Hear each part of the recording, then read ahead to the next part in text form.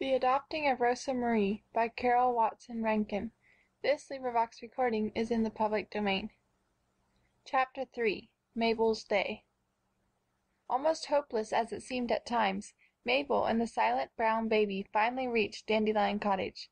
There they found Jean, seated in a chair with her lovely little cousin, Anne Halliday, perched like a pink and white blossom on the edge of the dining room table before her, tying Anne's bewitching yellow curls with wide pink ribbons.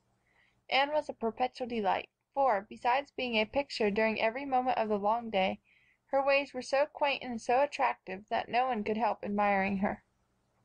Marjory, her countenance carefully arranged to depict the deepest sorrow, stood guard over the Marcotte twins, who, touchingly covered with nasturtiums, were laid out on the parlor cozy corner, awaiting burial. Their blue eyes blinked and their pink toes twitched, but, on the whole, they played their parts in a most satisfactory manner. Betty, with two small but attractive Tucker babies clinging to her brief skirts, was exclaiming, "These are my jewels," when tired, dusty Mabel, pushing reluctant Rosa Marie before her, walked in. "For mercy's sake, what's that?" gasped Jean, sweeping Anne Halliday into her protecting arms. Is it something the cat dragged in?" asked Marjory. Can it be a real child?" demanded Betty. "This," announced Mabel with dignity, "is my child. Her name is Rosa Marie, with all the distress on the E." "The distress seems to be all over both of you," giggled Marjory. "That's just dust," explained Mabel. "Did you both roll home like a pair of barrels?" queried Jean, "or did the village improvement folks use you to dust the sidewalks?" "What's the matter with the child's complexion?" demanded Marjory. "Is she tanned?" "Coming home took long enough for both of us to get tanned," returned Mabel, crossly. "But Rosa Marie's French, I guess." "French nothing!" exclaimed Marjory. "She's nothing but a little wild Indian. Look at her hair, look at her small black eyes, look at her high cheekbones. Where in the world did you get her?" Mabel explained. For once the girls listened with the most flattering attention. Anne Halliday bobbed her pretty head to punctuate each sentence. The Tucker babies stood in silence with their mouths open. Even the nicely laid out Marcotte twins on the sofa sat up to hear the tale. "And she's all mine until 6 o'clock," concluded Mabel, triumphantly. "If she were mine," said Jean, "I'd give her a bath." "I'd give her two," giggled Marjory. So Mabel, assisted by Jean, Marjory, Betty, little Anne, the two Tucker babies, and now the very much alive Marcotte twins, gave Rosa Marie a bath in the dishpan.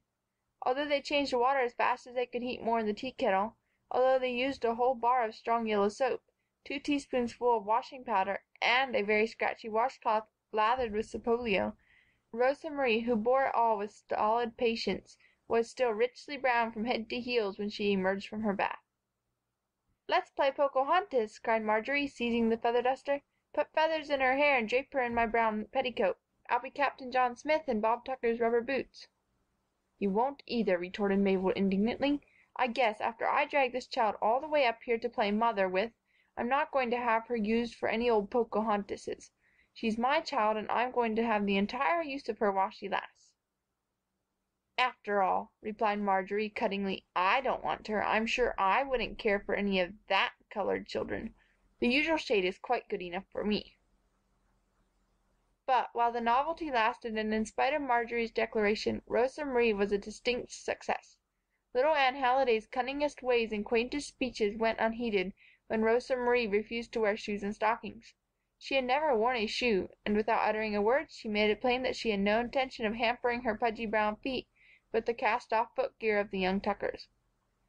Neither would she wear clothes, until Jean showed her the solitary garment she had arrived in, now soaking in a pan of soapy water.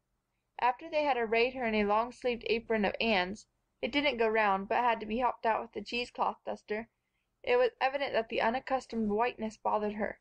She was not used to being so remarkably stiff and clean. The Marcotte twins, again prepared for burial, quarreled most engagingly as to which should be buried under the apple tree, both preferring that fruitful resting place to the barren waste under the snowball bush.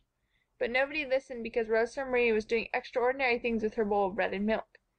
Having lapped the milk like a cat, she was deftly chasing the crumbs around the bowl with a greedy and experienced tongue. It was plain that Rosa Marie had no table manners. As for the infantile Tuckers, they were an old story. On this occasion they crawled into the corner cupboard and went to sleep, and nobody missed them for a whole hour, just because Rosa Marie was emitting queer little startled grunts every time Marjory's best doll wailed, "Mama! Papa!" for her benefit. There was no doubt about it, Rosa Marie was decidedly amusing. The day passed swiftly, much too swiftly, Mabel thought. Very much mothered Rosa Marie, who had obligingly consumed an amazing amount of milk, all, indeed, that the Cottagers had been able to procure, started homeward, towed by Mabel. That elated young person had declined all offers of company. She coveted the full glory of returning Rosa Marie to her rightful guardian. Mabel, indeed, was visibly swollen with pride. She had given the Cottagers a most unusual treat.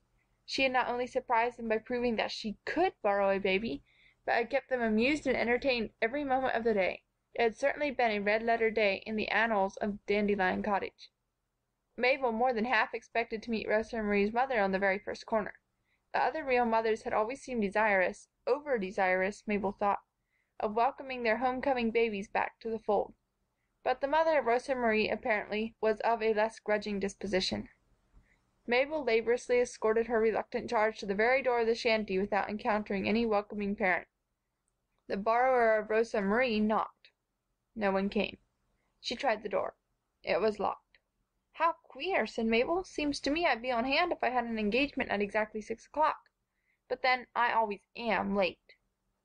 Dragging an empty wooden box to the side of the house, Mabel climbed to the high, decidedly smudgy window and peered in.